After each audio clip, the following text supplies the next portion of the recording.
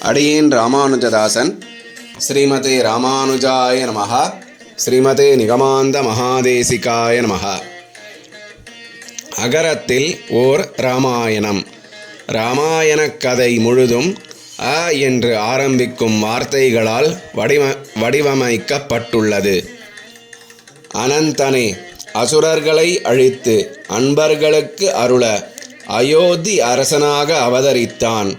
அப்போது அரிக்கு அரணாக அரசனின் அம்சமாக அனுமனும் அவதரித்ததாக அறிகிறோம்.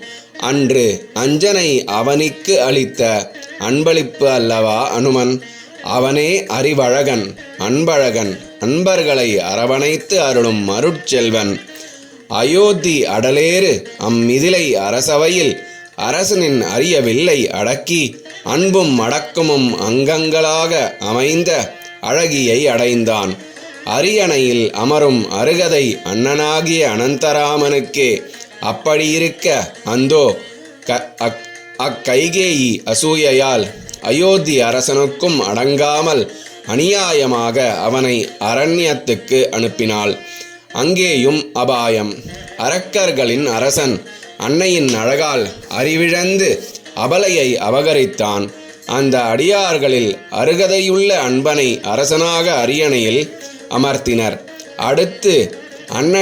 அடுத்து அன்னைக்காக அவ்வானரர் அனைவரும் அவனியில் அங்குமிங்கும் அலைந்தனர், அலசினர்.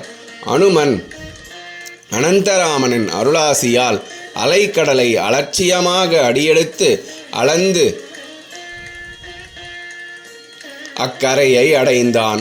அசோக மரத்தின் அடியில் அரக்கிகள் அயர்ந்திருக்க அன்னையை அடிபணிந்து அண்ணலின் அடையாளமாகிய அக்கணையாழியை அன்னையிடம் அளித்தான்.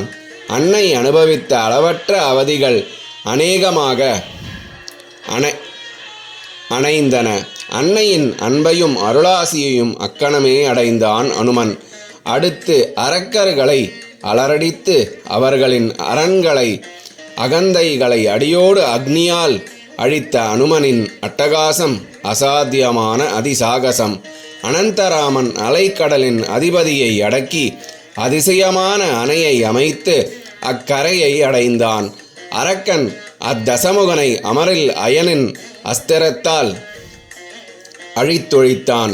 அக்னியில் அயராமல் அர்ப்பணித்த அன்னை அவள் அதி அற்புதமாய் அண்ணலை அடைந்தாள். அன்னையுடன் அயோத்தியை அடைந்து அரியணையில் அமர்ந்து அருளினான். அண்ணல் அனந்தராமனின் அவதார அருங்கதை அகரத்திலேயே அடுக்கடுக்காக அமைந்தது அனுமன் மற்றும் அனந்தராமனின் அருளாலே. ஓம் நமோ நாராயணாய. ஜெய் ஸ்ரீராம். அடியேன் ராமானுஜதாசன். ஸ்ரீமதே ராமானுஜாய நமஹ.